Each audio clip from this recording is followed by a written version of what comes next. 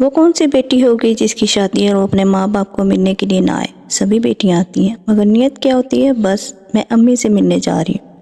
حدیث پاک میں ہے جس بچی کی شادی ہو جائے وہ اپنے ماں باپ کی زیارت کی نیت کر لے کہ میں اپنے ماں باپ سے ملنے جا رہی ہوں، وہ خدا خاوند سے اجازت لے کر جائے اور دل میں یہ ہو کہ سمن سے راضی ہوں گے تو اللہ تعالیٰ ہر قدم پر اس کو 100 نیکیاں عطا فرما دیتے ہیں اور 100 گناہ معاف کر دیتے ہیں اور جنت میں 100 درجے بلند کر دیتے ہیں۔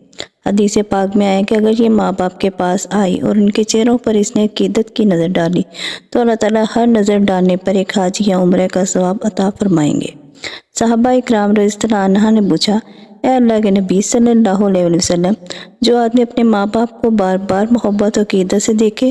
اللہ کے نبی صلی اللہ علیہ وآلہ وسلم نے فرمایا، جتنی بار دیکھو گے اتنی بار حج یا عمرے کا ثواب ملے گا۔